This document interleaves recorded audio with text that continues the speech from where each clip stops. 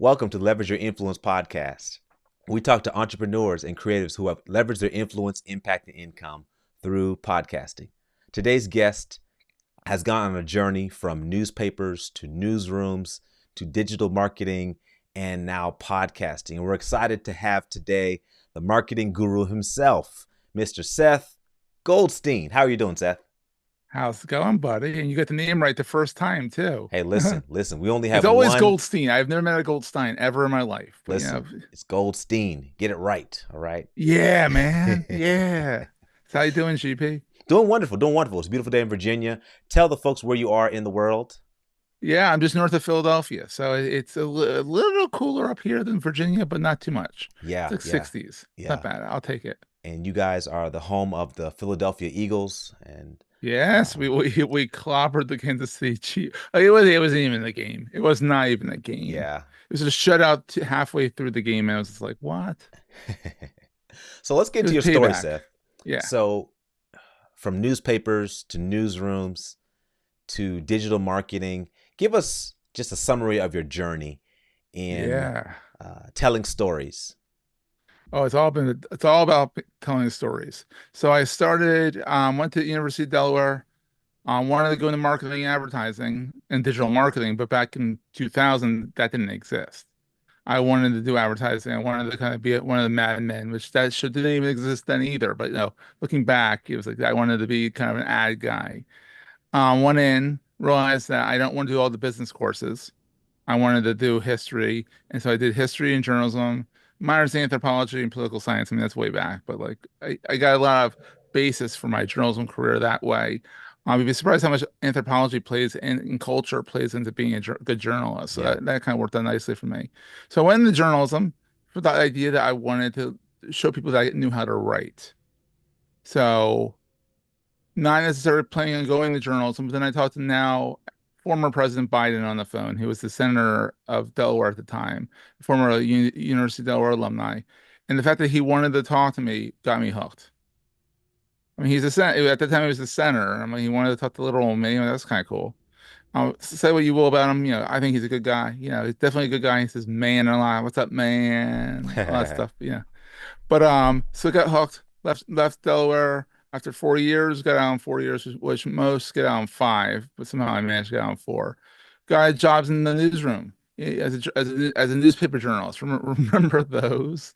The broadsheets, the daily broadsheets. And so I worked for some newspapers out in South Central Pennsylvania and then Southeastern Pennsylvania. So kind of like along the Philadelphia out to about like the Maryland Gettysburg border, syndicated out to in Jersey a little bit because the papers they all take each other's content at that time.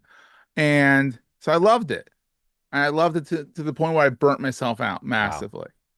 Massively burnt myself out. 6 years in the business, decided like this isn't for me. I need to do something different.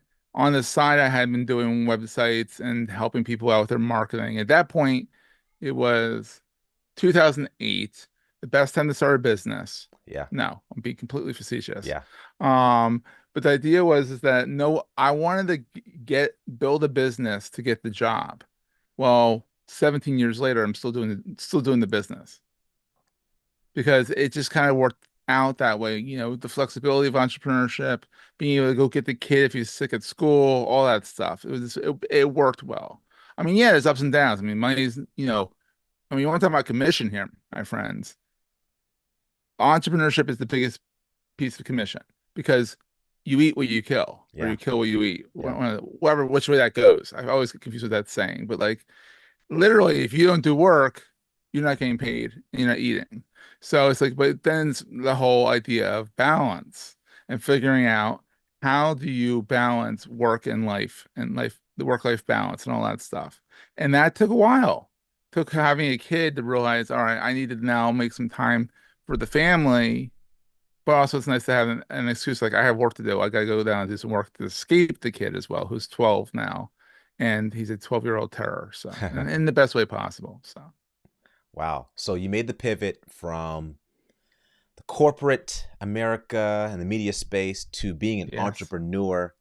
Hmm. And interestingly, your podcast now, Entrepreneurs Enigma, is Yes. literally highlighting the stories, experiences of entrepreneurs. Why did you choose to Yes. podcast about entrepreneurship? Well, that's kind of funny because because we'll get into podcast mastery and all that, my coaching program. But I have been podcasting since 2010. And by doing that, I had made all the mistakes, made goofs, figured stuff out and all that. And I had realized that, at the start of the pandemic, 2021, I wanted to talk about my entrepreneurial journey, my enigma. Then I realized around 11 episodes in, no one gave a crap about my particular story, more than one time off. Like me talking to you, your audience wants to hear it, great, but not ongoing. Like how much pontification can I do? So then I pivoted back to my journalism roots and decided, well, other people have interesting stories, and they do. And we're now on episode 275 of the Wow. first season, which is, and then right there is another point. It's like you keep making mistakes, you keep learning from them and all that. Literally, this should have been seasons after seasons after seasons, not one giant season. Look, you live and you learn. No one's perfect. So, but That's yeah, it's been amazing. fun. I have a guy Kawasaki on the show. I ran Fishkin. I've had some pretty high level entrepreneurs in the show. It's been Yeah. fun. Yeah. And you also have over 1,000 listeners every month, It's insane. which And I is, have over 1,000 pitches every month, every day to get on the show. And I'm like, guys, not how you get on my show. yeah. Yeah. I find you. You don't find me. Yeah. Yeah. Phenomenal. Phenomenal. Phenomenal. So, what is something about podcasting that you have noticed that has evolved that you love? And what is something that you notice about podcasting that you now hate? Because you've been Oh doing it for a God. long time. I've been doing it for a long time. I like that people are now listening to podcasts. It's not like podcast. What's that? Like Yeah. it's a thing now. I mean, you do podcast coaching as well. You get this that there's a market here for people like us who have been doing it for a while, who have, really cut our teeth in the industry. And I like that people are like, wow, I want to do that too. How do I do that and stuff? So I don't know what's going on with my lights right now. Hopefully the lights have been blinking. I'm like, anyhow, and then what I don't like about it is that everyone thinks they can do it. Haha. Everyone thinks they can do it, and everyone can do it if they commit to it. But it's not a matter of, grabbing a pile of poop and throwing it at the wall and seeing what sticks. It's literally having to figure out the structure, the cadence, the format of your show, and then sticking to it Yeah. and having a plan. And then on the flip side is also how to be a good guest. If you're going to pitch yourself, how do you pitch yourself correctly and not be a schmuck about it? Yeah. I guess I can say schmuck on Yeah. yeah, it's not that Yeah. bad word. Yeah, I can say schmuck. Yeah. Yeah. A lot of folks, Don't be a jerk about it. So yeah. yeah. A lot of folks, they want the platform, they want the microphone, they want the exposure, but they don't want to Yeah. do the work, right? They don't I want know. to work strategically to build out something for the long haul, but they want just to be popular, right? And Yeah. being a podcaster will not make you an expert on whatever topic you're talking about, right? No. So you want to make sure that you are podcasting about something that you're truly passionate about, you have Absolutely. experience in, or maybe even an interest in, where you can podcast as a student and not a sage. Yes. Oh, I love that. That is the quote of the day. I like Yeah, that. because I truly believe, Seth, that podcasting is one of the best personal development hacks for anybody. Yeah, and you get better as you go. It's all about reps. Yeah, Your first episode is gonna suck. right. Bluntly, it's gonna suck. Still put it out there. Move on to episode 2. Move on to episode 3.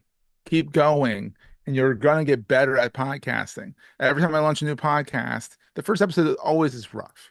Even for me, who's been doing it for 15 years, the first episode is always rough because it's a new format, a new feel, all that stuff. So Yeah. kind of knowing what you're doing. So So, if you don't mind, could you just walk us through your creative process? How you decide what makes it into an episode? Who do you invite? Like, how do you build a workflow around your growing platform? the funny thing is the workflow is still very much manual because it's hard to kind of get it out of your brain. Every Tuesday, I have the things planned out. So all right, let's start at the beginning. We have the interview. I talk to people. We have a good time. I find people on Podmatch, like where we met. I have some time, every once in a while, someone who will pitch me will get on the show because I'm like, that sounds like a fun time. Um, and then so we'll record on Squadcast. And what I'll do is after that, I will throw it in the script. It's getting a little in the weeds, but whatever. And edit it up a little bit. I don't edit that much because after all, we're not effing NPR.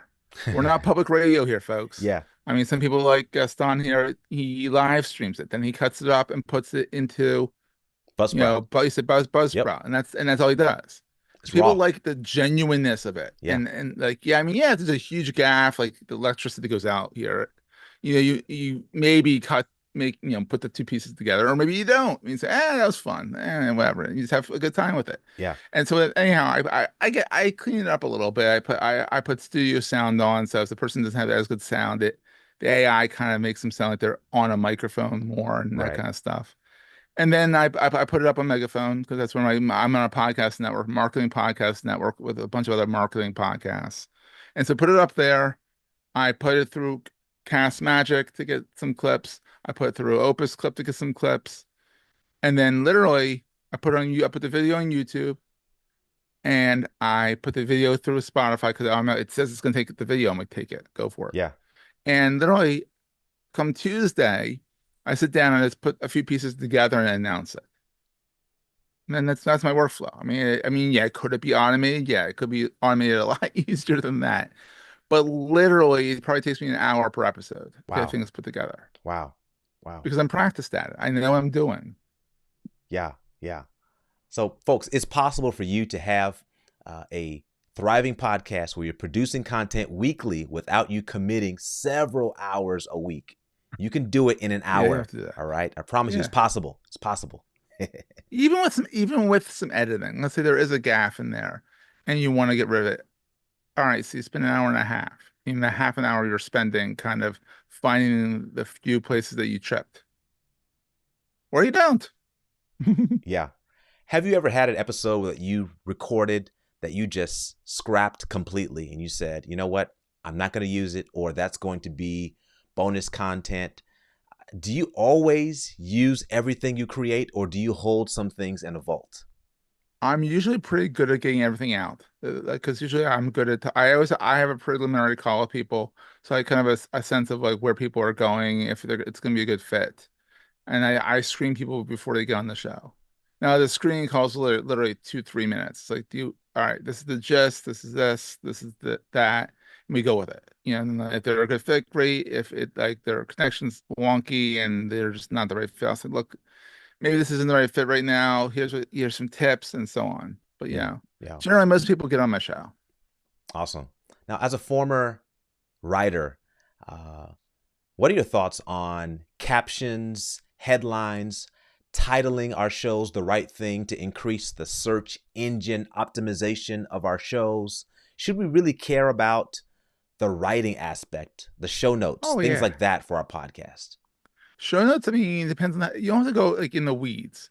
I mean, you can use AI for a lot of this stuff, like Cast Magic gives you the transcript. If you want to get it in and put the transcript into YouTube and into LinkedIn for the clips and all that stuff, you can do that. Or you can keep the transcripts to the side and just get the clips, like the text clips and stuff. And like AI can help you write the show notes pretty quickly. It's not something that you have to necessarily write, but it also AI listens to the show and oftentimes gives me a better title than what I came up with. Mm, So castmagic.io comes up with some great titles from there. I put it in the video in there and it pulls out some good titles. I'm like, wow, that's a good one. I'll take that one. Thank you. yeah, So yeah, yeah. I would say writing is important, but it can be augmented by AI a little bit. I don't Okay. think the audio video can be AI quite yet. Hmm. Or it can, but it's not as genuine and no one wants to listen to it. Right, right, right. So you are a podcaster. Also, you build websites as well. I do. Yeah. So Been how doing that for important 17 years. are websites when it comes to branding our shows and spreading our movement and having a place online that's yours and not on Yes. borrowed land? Exactly. I think websites are very important. I think they're even if they're simple. I mean, you can go to Pod Page And that's not like you can go to someone like me and spend $1,000 or so dollars to get a really custom website for your podcast. Or you can go to like Pod Page and it automatically does it for you, but it's not unrented land. You're paying for it monthly and you have your site. It's sucking your podcasts in and putting them up all nice and stuff. There's ways to do it on the cheap, there's ways to do it on the more expensive, depends on your budget. But you need to not just you need to have a landing spot for your show. Even if it's a one pager for crying out loud. You need a landing page with a domain name that you own that is like, coachgp.com, GP's podcast, whatever, whatever the show name you wanted. I'm just picking on you right here, but you can do the GP podcast, that kind of thing, and then have that and have your show there. Or you can go very advanced and have testimonial page, have a review page, have this page, have that page. So you can go in the weeds or you don't have to. And that's kind of the key. Yeah, yeah. Now, what is your perspective on monetization and whether, going down that track is worth it? Should you do it for the income or should you do it for the outcome when it comes to podcasting? Podcasting is not you're not gonna be Joe Rogan. You're not gonna be Mel Robbins. You're not gonna come into this with a pre-existing audience that's gonna be big enough to make you a whole boatload of money. It's a branding exercise. It's a way for, I'm sure, for Gaston over here to get business. People know his name and they're now we're now connected and now know about all that stuff. And now we're gonna become buddies and all that stuff. And then it's like you're branding yourself through your podcast as much as you're branding the people who are on your show. Yeah, like I'm on a podcast network. I'll make a few $100 a month on that. That is not enough to even afford the groceries. It's a nice little extra thing that maybe I can repair my mic or get a new mic every once in a while. But that's about it. You're not doing it for the monetization per se. You're doing it for the end result of like, what's your goal for the show? And then if your goal for the show is to get more business, well, then do that not through monetization, but through what your business is. Yeah, through your That offers. route. Yeah, Through your offers, exactly. yeah. Now, let's talk about one of your offers, podcast Yes. mastery. Yeah. You help people to master the art and science of podcasting through what ways? So both sides. So if you want to be a guest, we'll start with the guest side because a lot of people don't think about that. How not to be a jerk when you're asking to be on someone's podcast. I mean, literally, it's how not to harass the podcast or how not to annoy them. Like, send the request down. Make sure that it's interesting. It's to the point. Don't write a freaking book, please, because I'm not going to read it. It's going to get archived pretty quick. Also, I mean, a lot of people are like they use podcast pitchers out there that pitch them for you. That's a crappy way out, in my opinion. I have a 90-10 rule. And the 90% of people who use pitchers, like PR firms to do it, are 90% are going to get rejected. Every once in a while, one will sneak through and be interesting. And I'll like, all right, sure, I'll have you on. That flips on the flip side, where it's 90% all you can possibly get through if you pitch yourself versus being with a PR firm. Wow. And then 10%, maybe we're not the right fit because you're just not the right fit. And then that could be more like 99-1 even. And I just think 90-10 sounds a little more realistic. Right. But the whole idea is that, and then on the flip side, I help podcasters with their whole planning of the process. I've done different formats, co-host, not co-host. If you want to have a weekly show, if you want a monthly show, do you want a bi-weekly show?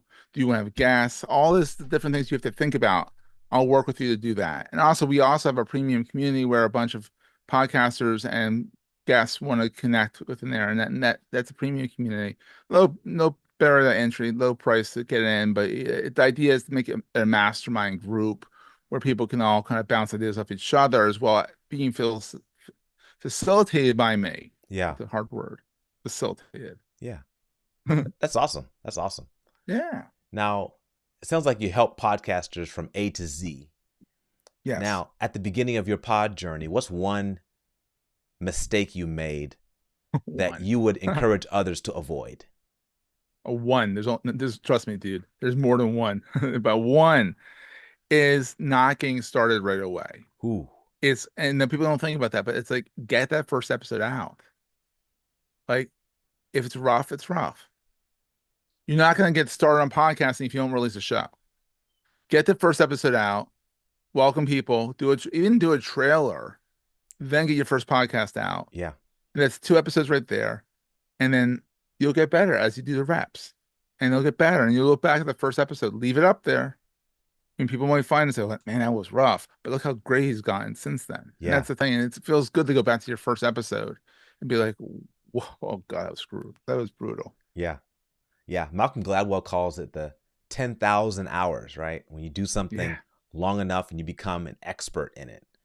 And Yes. a lot of folks, a lot of folks don't make it to episode 10, right? They don't. And Some don't make it past 3. And my suggestion is record 4 before you even launch. That way you're got the reps in. Launch those 4, even if the first one's crap. yeah. Launch those 4, but not all at the same time. Like space them out so that you have a backlog. So if you're sick one week Yeah. and you're doing a weekly show, you have a show. Yeah. So, Yeah. I have found that I work best with recording one day. I normally record on Monday. Sometimes I do Tuesdays, but I can knock out 4 or 5 interviews every Monday. and that's your podcast day. And I have a bank, probably 5 or 6 that are, if something happens one week, I have something to post for that week. And I can be consistent, you know? And I truly enjoy connecting with others. So I'm enjoying it also. So it's not just work for me. I truly enjoy doing it should be fun. Yeah. It needs to be fun. If it's not fun, then go on the radio.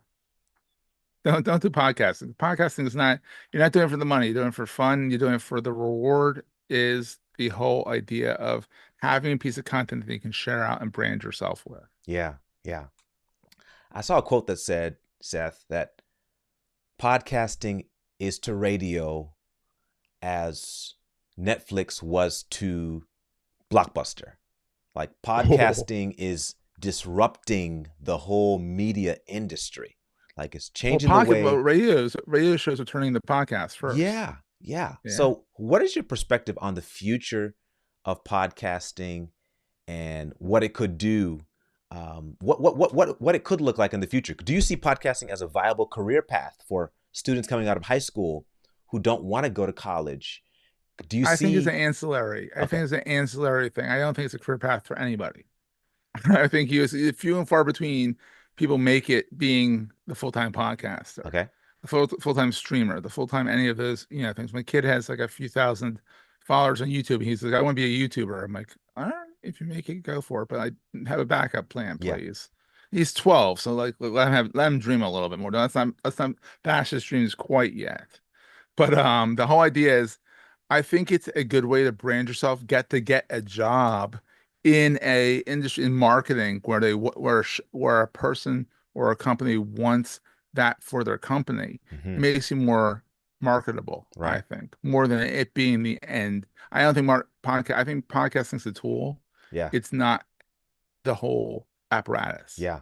There are a few of us who may land a huge podcast deal, but the majority of us, the podcast. Like I said, I'm on a network. On a network. I make $300 maybe every 3 months. I make $100 a month, and that's fine. I'm fine with that because that's a little extra money. I'm happy to be on a network with other like-minded people, cross promotion, all that good stuff. Right.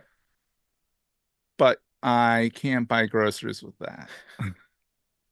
And we get some big name sponsors on the show. Like LinkedIn sponsors our network. Right. There's LinkedIn ads on our shows. Wow. Still. Yeah. I'm barely buying groceries with that money. Right. I'm doing it more for the fact that I like the camaraderie. I like the group. I like it. We all cross promote. It works out nicely. So yeah. So monetization for your podcast will not guarantee all the things that Joe Rogan gets, right? No, Joe Rogan. Look at what Joe Rogan came from. Regardless of what we think of the guy, I don't think that highly of him, but that's besides the point. But he started out, wasn't he Fear Factor? Or was something before? I think he was an actor. Fear Factor, then UFC, and then he opened up his, 3.5, 4-hour, 5-hour long podcast. Like in the morning, who the heck has time to listen to that thing straight through? That's worse than the Sunday Times. Right. A call back to the journalism world. Sunday Times, you buy the Sunday Times, you're good for the week. Like with Joe Rogan does the show, you're good for like a month getting through that thing. Yeah. But the thing is, he came with a built-in audience. Mel Robbins, who's constantly, it's them one and two in the rankings.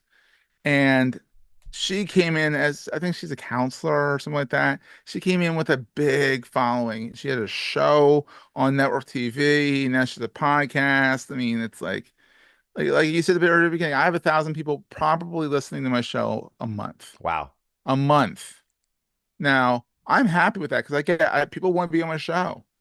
I have content to share out on LinkedIn. That's a great thing for me. I don't need it to be this big next Joe Rogan or Mel Robbins or, what's that one? Call Me Daddy. That one. Any of those. I mean, like seriously, they all had built-in audiences already. Yeah, yeah. So, what is one myth about digital marketing that you'd like to dispel? It's not something you stop doing when the economy sucks. It's something you spend more money on when the economy sucks. Ooh, Because you don't stop selling because the economy sucks. You start selling more. But how are you going to get those leads in if you don't have marketing out there as well? And then it kills me. I'm like, everyone's like, I can't pay for the website right now. I'm putting my money towards sales. I'm like, that's fine, but you need to keep the website up yeah, because you can't sell without a website. You right, just can't. right. Oh, it drives me up a wall. Yeah, yeah, yeah. So, Seth, where can people find you and connect with you online and check out your work and how to join your community or podcast mastery program? How can we connect with you outside of this moment? You can find me pretty much everywhere, Seth Goldstein. But easiest way is social.sethgoldstein.me. Literally, it's like my little link tree thing. I've refused to pay for link tree, so I made my own. I'm a web designer. I built my own. But social.sethgoldstein.me gets you all my links there, and I'm constantly adding to it. So it's a long scroll. I'm warning you ahead of time. So, but it's fun. Social.sethgoldstein.me, buddy. Awesome, awesome. Check out Seth Goldstein and connect with him. Doing great things in the podcasting space. Be sure to subscribe to his podcast, Entrepreneurs Please. Enigma. What's the actual place they can watch or listen your Well, podcast? entrepreneursenigma.com. All right, all right. And you'll see that's a website. See? Yes, I own sir. that website. I own that domain. There See? you go. See? There you go. There you go. Thank you, Seth, for being on the Leverage Thank Your you so much. Influence podcast, being an awesome guest and sharing your story and expertise about digital marketing. Thank you for having me. I No appreciate problem. you. Thank you, audience, for listening and watching. And we look forward to joining you on next time for our next conversation on Leverage Your Influence.